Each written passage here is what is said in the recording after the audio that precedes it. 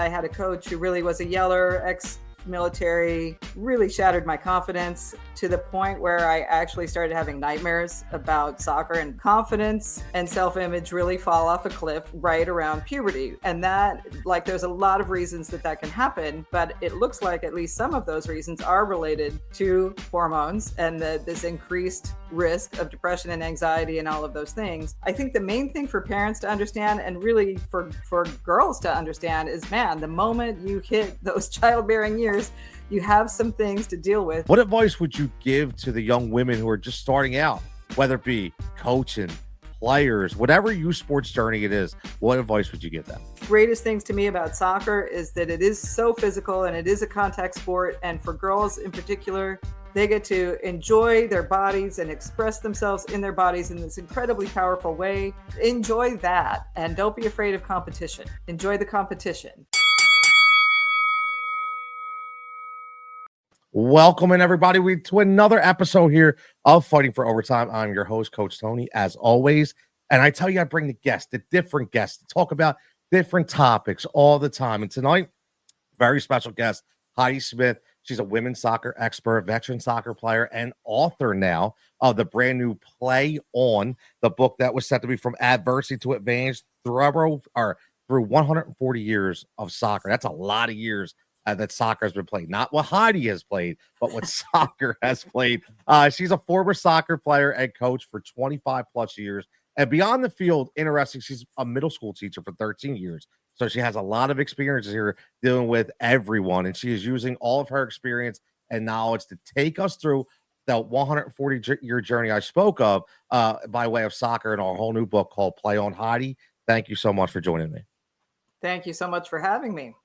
Absolutely. I'll be honest, every now and then, for being in the PR world and the sports media world, I get sent a lot of different emails from a lot of different publishing houses. And every now and then something strikes me.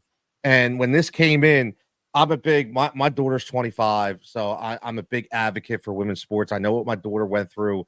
I coached my daughter for years. We were always second best. We were always waiting for practice time. We always got the worst jerseys. Like, I get it, right? I get it. So when this came in, I was like, wow, this looks really interesting. So, I'm really interested to hear basically what made you, obviously I know where the concept came from, but what made you say, you know what, I need to put this 140-year journey out there?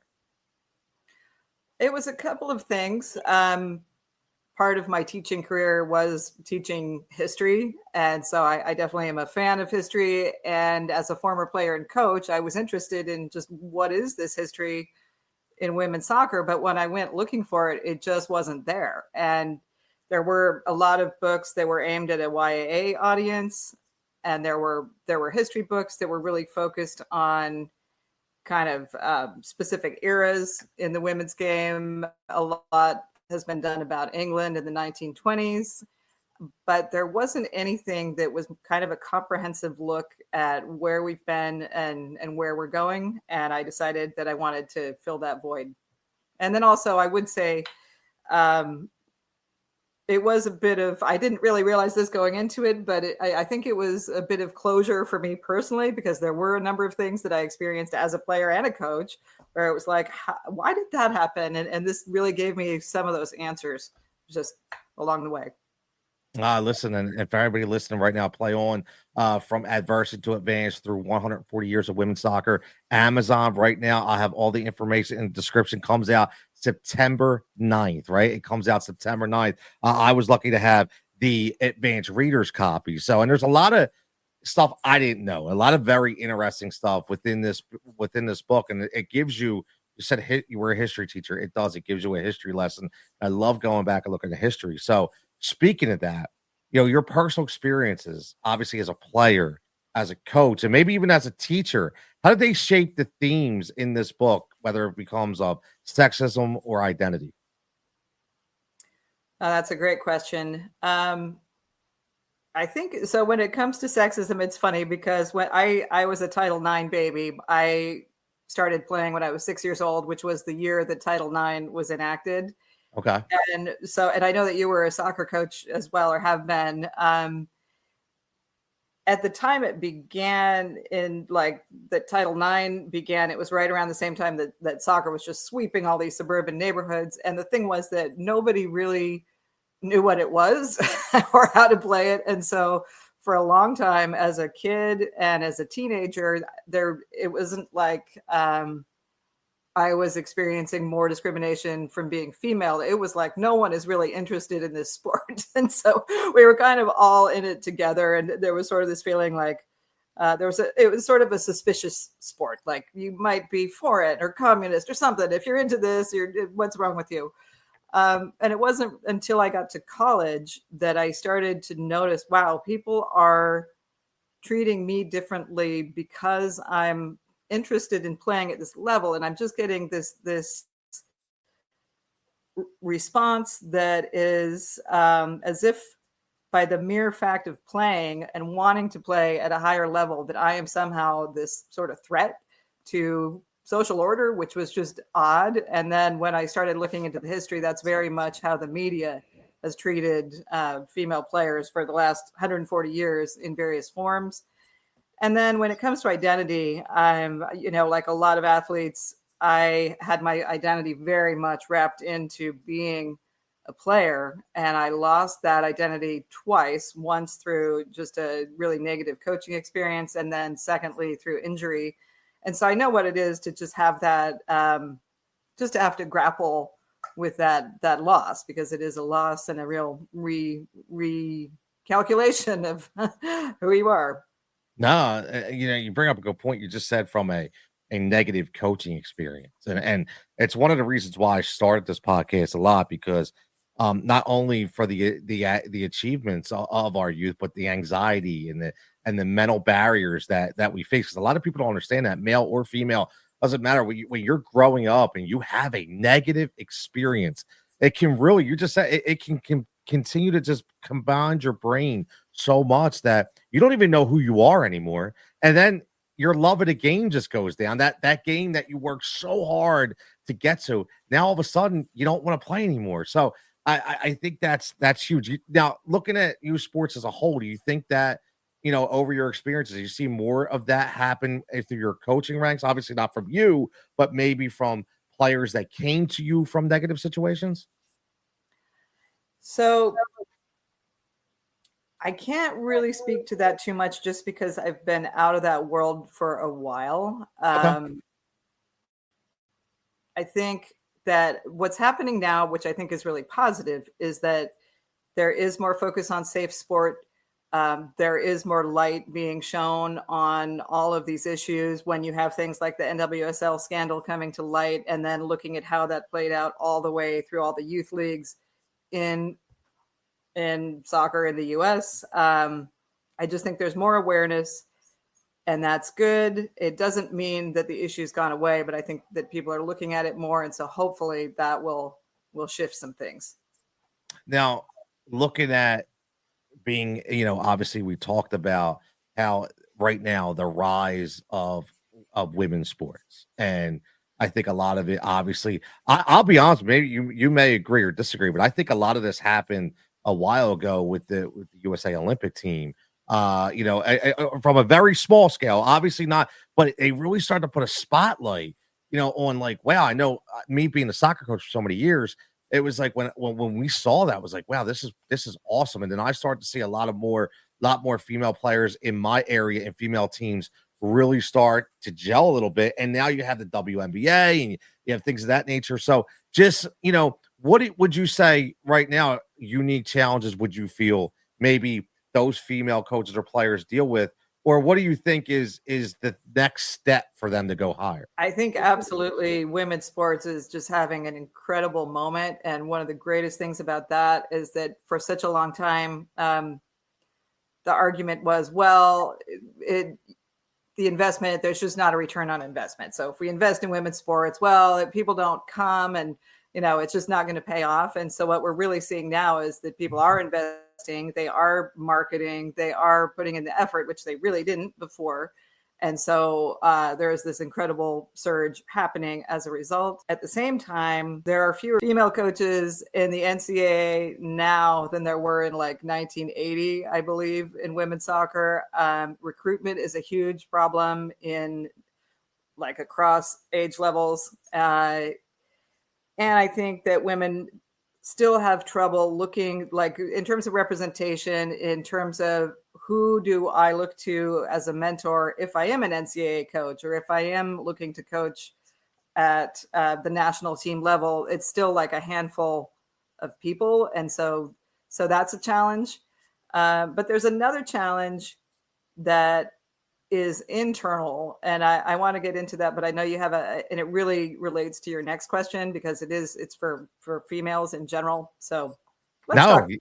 Sure. I mean, one of my favorite quotes, and I've said this earlier about me coaching softball, and I've had these discussions with people, and they said, "Man, coach told these girls are hard." I'm like, no, it's different. Like, to me, it was always different. And what I mean by that is, girls are very different when it comes to the emotional side of coaching, how to deal with them. And I luckily for me, I mean, I had a daughter, so I understood that part of it. I could say to my wife, like, the hell's going on here? How do I do this? Like, I'm not sure, because I remember I started when they were 8, and the conversations that they were having on the sidelines and the reactions they were having at 8 was a lot different at 13 and 14. So basically, thinking about that, how would you characterize that emotional side of coaching when it comes to coaching females? So it's a really interesting question. And it's actually one of the questions that drove my interest in this book, because in writing this book, because I'd heard this quote from Tony DiCicco, who was the head coach of the U.S. women's national team in 1999. And he said something to the effect of, the difference between coaching men and women is that if we're having a bad game and we go into the locker room at halftime and it's a bunch of guys, and I say, some of you are you're really not pulling your weight and you got to pick it up. Let's go. Then every single guy in that locker room is going to just say, oh yeah, I know who he's talking about. It's not me, but I know who he's talking about. And if I go into a locker room full of women, say the same thing at halftime, then every single woman in that locker room is going to say, oh God, he's talking about me. And I wanted to know, A, is that true? And then B, if it is true, why? And so I had the opportunity to ask a couple of people who are pretty well qualified to know about this. And one of them was Serena Wiegman, who is the head coach of the England women's national team, just won the European Championship for the second time, actually the third time in a row, twice with England, once with Holland. She's pretty amazing. And she has coached both men and women. And she said, you want to be specific with girls and women. They have a bit more of a tendency to, if you're not specific and you just make sort of a general statement in your feedback, they fill in the gap much more than men do. And it might be more negative. She said being specific is a good idea regardless, but that was one thing. And then another thing she said was that if you're looking at behavior within a team, you really want to get to the root of what that behavior is, because girls, if you're coaching girls, they're going to, again, fill in the gaps, come up with their own reason for the behavior if it's a teammate or whoever, and they're much more likely to go off and form little groups that you then have to navigate as a coach and break that up and bring everybody back together. But then I also got the chance to ask Dr. Colleen Hacker about this, and she was the mental skills coach for the U.S. women's national team through, I think, 2 World Cups and 2 Olympics, and works with Olympic athletes and all these people. And she said a couple of things. The first thing she said was, well, that wasn't Tony DiCicco. That was Anson Dorrance. And that's not true. Okay. So, and she said, there's no, I think I had used the word confidence gap. And she said, it's not a confidence gap. It's an attribution gap. And I went, well, what does that mean? And so she said that research has found basically that we have 2 kinds of stories that we tell ourselves when either things are going well for us or when they're going badly for us.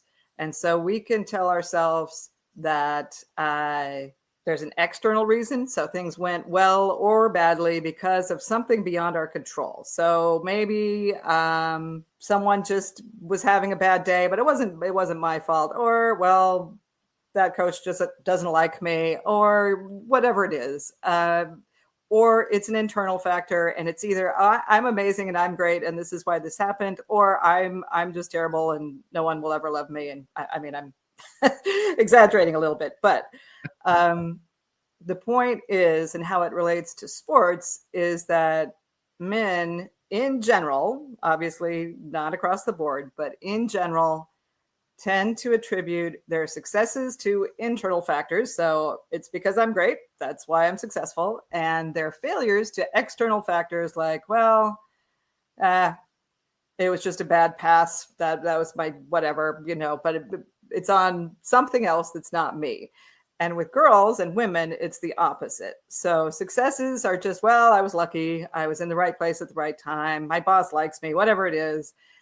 And my failures are, I'm just not any good at this. Or Colleen Hacker actually brought up the example of The Bachelor, which I thought was hilarious. Just not what I thought she would be talking about. But she said, on that show, the women are always like, oh, if they get rejected, no one's ever going to love me. It's And I thought that was interesting and certainly resonated with me, just being a woman, how I've experienced success and failure in my life. And so that relates to both players and how you coach girls, just bearing that in mind, but then also women not applying for coaching positions, because Dr. Hacker brought up the fact that with this mindset, a lot of women kind of preemptively take themselves out of the running for positions that they're really qualified for, and that we really see that in coaching. So it applies just to sports in general, I think.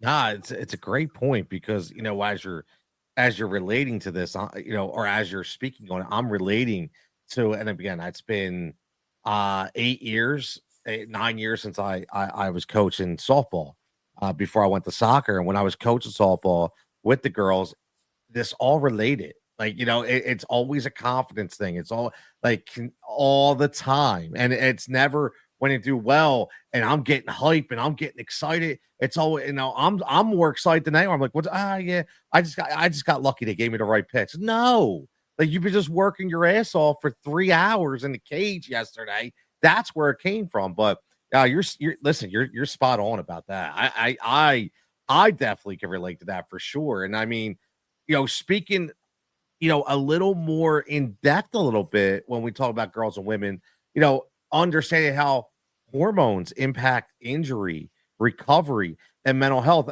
specifically injury. Because I dealt with, maybe you tell me if I'm right or wrong, but we speak about confidence. Girl gets injured.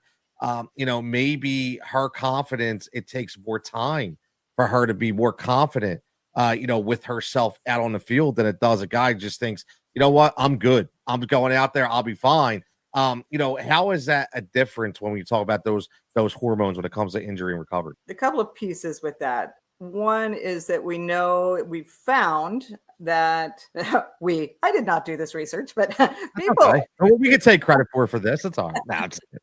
Thank you. Studies have found that there's definitely a correlation between injury risk of ACL tears in particular, but also of how, like, the severity and recovery from traumatic brain injuries, and then things like depression and anxiety. All of these things relate to hormone cycles in women during their childbearing years. And so you're more likely to injure your ACL at a certain time within your cycle, and you're less likely to recover well from a traumatic brain injury. Same thing. One of the things just that's related to that, but it's not exactly what you're asking about, but I think, you've coached girls, so it's pretty well documented that for a lot of girls, confidence and self-image really fall off a cliff right around puberty. And that, like, there's a lot of reasons that can happen, but it looks like at least some of those reasons are related to hormones and this increased risk of depression and anxiety and all of those things. So when it comes to injury, I think I don't know if it would affect confidence going back on the field so much, but it might affect recovery. I think the main thing for parents to understand, and really for girls to understand, is, man, the moment you hit those childbearing years, you have some things to deal with that men don't have. They have different things, absolutely. But in terms of being an athlete, in terms of how you can take care of yourself, it would be important to know. And like, there are things you can do just with diet and sleep and what kind of workouts you're doing. All of those can be adapted if you know what you're dealing with. But until very recently, we really have had no idea. So I would really recommend that parents educate themselves about that. I like it. I like it. Again, we're speaking to Heidi Smith, women's soccer expert, veteran soccer player, and author of the all new Play On, which comes out September 9th, From Adversity to Advantage, taking you through 140 years of women's soccer. Now, obviously, this is a youth sports podcast, but a lot of it has to do with anxiety and achievements and mental health. And I always ask my guests to come on because obviously you've been a coach, you've been a player. Have you or someone close to you at any time had their mental health impacted throughout your playing or coaching career? And if you wouldn't mind, even if there's no name drops, obviously like that, but maybe give us an example of what that was. Yeah, definitely. I think just for context, I would say when I was in high school that soccer really kind of saved my life, because there were a lot of things that were not going so well, and it was the one thing that was going well, and it was the thing I could always count on. And so it meant a lot, and it was very much tied into my identity. But my self-confidence, self-esteem, all of that were a bit patched over with duct tape. So soccer probably had a bit more importance than it maybe should have. And then at the same time, I'd always been the captain of my teams. I'd always just been the person that everyone told me, oh, you're great at this. And I did not have in any sense a growth mindset. I hadn't really had many setbacks, and I was not well set up to deal with them. So when I went to college, I think I was pretty well set up to fail. And then I had a coach who really was a yeller, ex-military, just kind of that combination of factors. I don't think he was a terrible person or anything, but I think it just really shattered my confidence to the point where I actually started having nightmares about soccer. And for about 3 years, I had nightmares of just being in the middle of the field with the whole games just going on around me, and I'm just completely paralyzed, and I'm afraid to move because I know I'm going to make the wrong move. And it just took quite a while to come out of that and start playing again. And yeah, it was definitely, I didn't hate the game, but I was afraid to play it. Makes total sense. And again, for everybody listening out there, this is why we do it, because I always say that there may be something throughout the course of an interview or a guest that you're going to relate to. And I think there's probably a high percentage of people that are going to relate to this specific example, because we've all had, even when I was in my playing career, we've all had coaches that were overbearing and that, made you, I hate saying hate the game, but you said it perfectly, afraid to play it. That's totally different. And I want people to understand that hating the game and being afraid to play it are two different things. And that's a tough, you said 3 years. That's a really tough experience that you had to deal with. And speaking of that, 3 years is a long time, and 3 years is a long time to keep going through that. And that brings us to that word that you hear all the time. It's burnout. And we talk about the kids of today, whether they be male or female, but just, do you feel these kids today in their particular sport? Now, I know you've been out of the game for a little while, but you were a coach, you were a player. Looking back on what your schedules were like back then, do you feel like they're overworked now today? When I had a writing business, I was interviewing all kinds of people, and one of them was a child and family therapist. So I'm speaking more from that perspective, but she just said, we're seeing these unprecedented levels of anxiety and depression among today's youth, and that overscheduling is just a huge part of that because like play, just unfettered play, allows kids to self-regulate. It allows their bodies to regulate.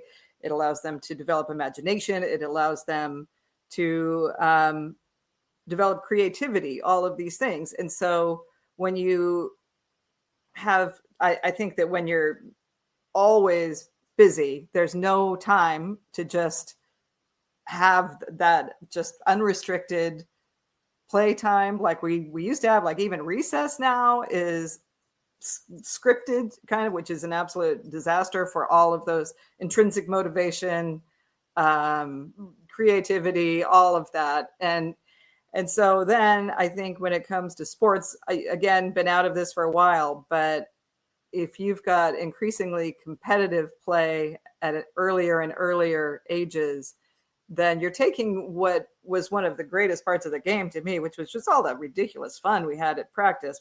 When you're a kid, it's like those are, aside from some incredible moments in games along the way, that's really what I remember. And that's what I do see increasingly missing today. Yeah, the fun. I say it all the time. I mean, when's that time? I always used to make sure that we ended practice with a cool game. Kind of, let's, yeah, we just worked our ass off for an hour and a half, but I want smiles. I want you to go away from this, not like, yeah, I got a good workout, but at the same time, I had memories of moments with my friends, and whether that was playing Lightning or Empower and Finesse or whatever game it is, just to get and it was amazing how they would transition from going hard to just being a kid. And I love it. And that's why I keep saying this, man. Memories and moments are so important to me. They always have been. So I relate to that 100%. Now, do you think this is probably a loaded question, and this could be very generalized, but do you think maybe parents push their kids more today towards a sports career that they don't want, meaning maybe they never had that, or maybe the kid doesn't actually want to play in a high elite travel program, but their parents are pushing them towards it because they're like, no, you have to be up in this upper echelon. You have to play at this level. What I can say is that I've heard more stories, and this is all just kind of from hanging out with humans, not from being in the coaching world per se, but I'm hearing more stories of parents expressing their disappointment that their kid didn't stick in that program or didn't want to go and play in college, and their kid turning around and just telling them, no, I'm done. And I don't remember hearing those stories like as a coach 30 years ago, but I'm definitely hearing more of them now. And so to me, that's an indicator that there's more coming from the parents, possibly, than there used to be. Oh, it's let me tell you, you're lucky you're not in the coaching realm now, man, because I'm telling you, it'll blow your mind. It's crazy. It is. And listen, I understand certain ways and wavelengths, but it's just, to me, it's just getting in our hand. Now, as we wind down a little bit, we get back to the book for that just particular success story, maybe either as a coach, a player, as you were coming up, that really sticks with you to today. I think, I mean, this is going to be such a cliche, but coaching, when I first got this team, sorry, Port Townsend, but it was true. I first got them as a club team, and their real claim to fame at that point was that they had never won a game. This is a group of high school girls, and they just, they had a lot of fun, but that was kind of all they were having. And so I worked with them, and I had help from a couple other folks in the community. They came out and would just do practice. We were all volunteers initially, and I worked with them and worked with them and worked with them, and finally got to that game.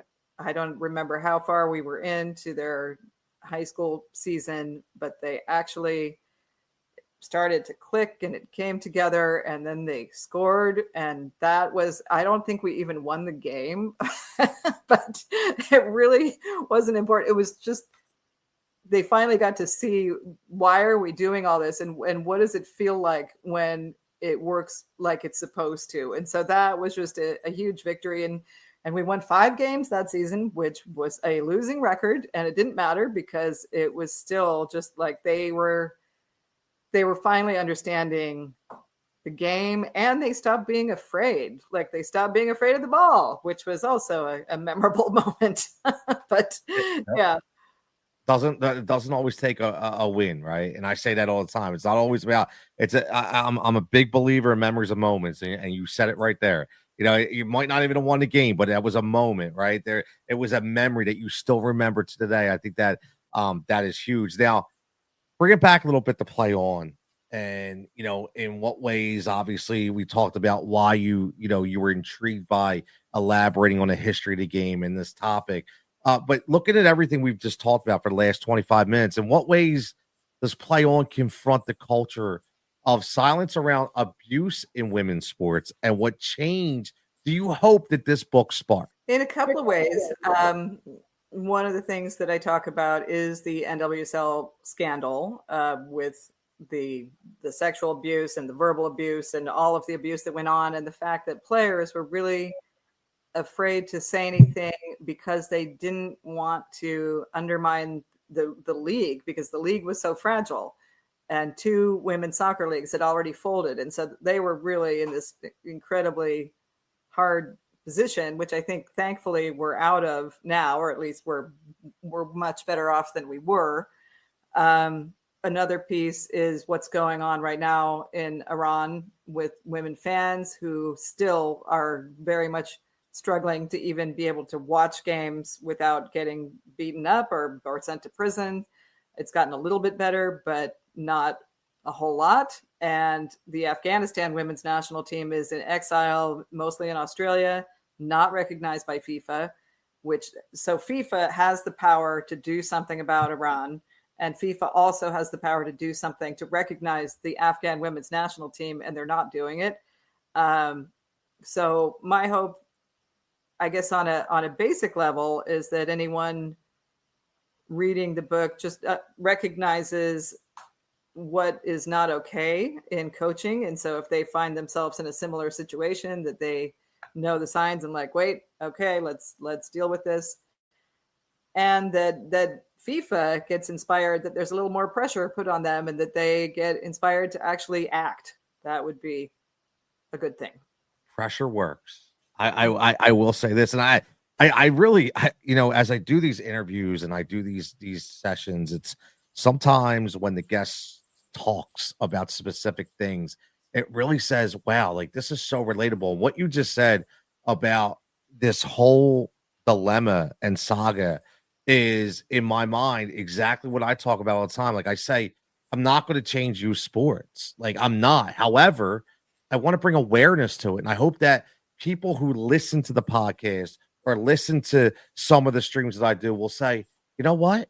Now there are the signs when I have an 8-year-old just starting out as a younger player. When they get to be 12, man, I really have to look out for these travel signs, or the coaching that these experience that they've talked about. So I love that. I do love that answer because it's so true. Now, how does play on use the game of soccer to explore the deeper themes, and I love this word, of resilience, community, and the emotional toll of fighting to belong? Man, that just goes for fighting for overtime. I love it. That's all fighting to belong.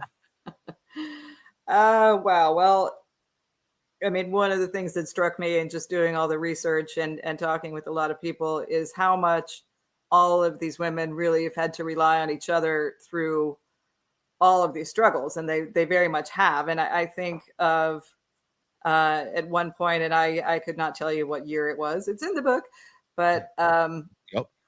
the U.S. women's national team, they were fighting with their federation, and they just weren't getting the pay they deserved, the contracts, all of that.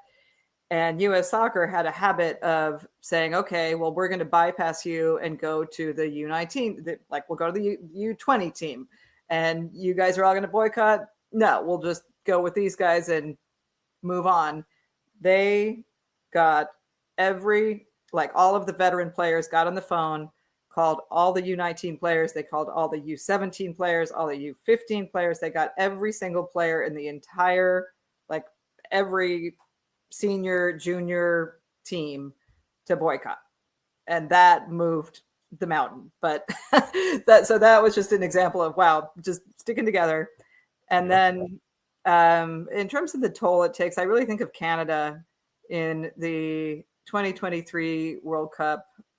Just with they went into the She Believes Cup that year with their federation threatening to sue the players union, and sue individual players. And all they were asking for was just basic things like just equipment, training camp, getting paid, nothing really unreasonable. And they were really clear that it had a huge impact on their ability to compete in those tournaments, because their livelihood is threatened and they're just given no respect by their own federation. And I think it does take a significant toll.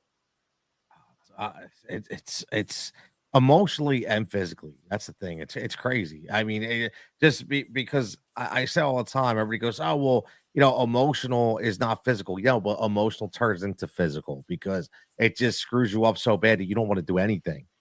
So to me, it just physically completely I don't even know what word I wanted, but it kind of defeats you, so to speak. Now, lastly, what advice would you give?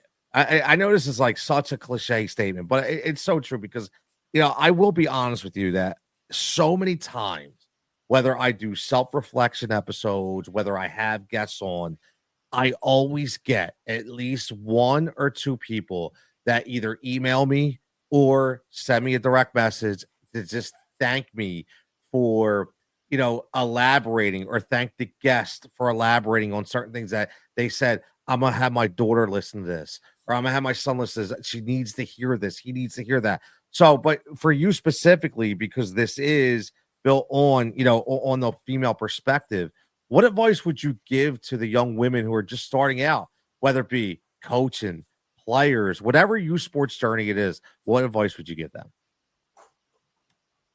Coaches, I'm going to have to think about it for a moment, but players, if you're thinking about youth players, my answer is a bit of a cliche, and that is just have fun. And it's really those memories, like we've been talking about, that's what you're going to end up with. And the reality is that very few of us are going to play professionally. Very few of us are going to, like, some people will play in college, and that's great. Not to discourage that at all. But for those of us who aren't and didn't, just enjoy it, especially if you're a child and you're starting out. It is a game, and enjoy it. Have fun with it. Enjoy. One of the greatest things to me about soccer is that it is so physical, and it is a contact sport. And for girls in particular, they get to enjoy their bodies and express themselves in their bodies in this incredibly powerful way. Enjoy that, and don't be afraid of competition. Enjoy the competition. Just be the beast that you are. Go out there, enjoy yourself. I love, I know I've said this a few times, right? But somebody always says something, and you just said the phrase "enjoy the competition." To me, that's I say this all the time. Whenever I do these, I come away with one phrase or one quote that the interviewee has, whoever the guest is, who they have. I had one girl said, "Celebrate your wins." She was always like, I learned now. I'm out of college now. I'm out of collegiate sports, but I wish I would have celebrated my wins more, because I was constantly worried about what's next. Okay, no big deal. What's next? And so you saying that is huge to me, right? I mean, because competition is a big thing, right? Enjoy your competition. I love that. Sorry, I didn't want to cut you off, but I love that phrase. Obviously, this came together about a month ago. I've had the book. Fantastic. Again, on Amazon, comes out September 9th. I'm assuming it'll be available on other publishing houses, and but for right now, it's on Amazon. You can pre-order it right now. You can pre-order the Kindle version. Right now, it'll be auto delivered to you on the 9th. I highly recommend it, because I think in today's world, we focus too much on the present and we never look to the past. I yell at my kids about that all the time. That everybody knows and whatsoever that they're NBA fans. Everybody loves Steph Curry, but Nobody wants to look back at, at Michael Jordan years, and nobody wants to look back at Will Chamberlain years. Like there's a historical side to these sports to get us to where we are today. And this book, 140-year journey, especially being, the advantages or adversity to advantage for women's sports that we're seeing now. I'll just tell you, Heidi, this is really fantastic, and I really appreciate you hopping on with me. Oh, thank you. Well, this has really been a pleasure. And now, before we leave, do you have anything else coming up? I know, whether it be on Instagram, I know you have, like I said, it will be all in the comments for everybody. But if you're listening, www.heidismith, HEIDISMITH writer, WRITER.com. That'll give you all the information on her book, about the author, and obviously where you can get it. Anything else that I missed or coming up, Heidi? I believe I'm having a book launch in 2 weeks, but it's not confirmed. So I will let you know about that. Yeah, hopefully. Listen, I really I wish you nothing but the best. I appreciate you coming on, and for the audience, because like I said, even if it's just that one phrase to enjoy your competition, a lot of the stories that you spoke of is going to resonate with a lot of young females, and I know personally out there that I still help mentor such that are going through soccer right now. So again, I greatly appreciate it. Thank you. That's really encouraging to hear. Fighting for Overtime is a Rise and React media production. If you're looking to start a podcast, if you're looking to get some direction, hit us up, let us know. We'll help you out there as well. Again, for everybody, enjoy your time, memories and moments, and keep fighting that fight. Continue to fight in overtime to make your kid have the best experience that they can have when it comes to playing youth sports.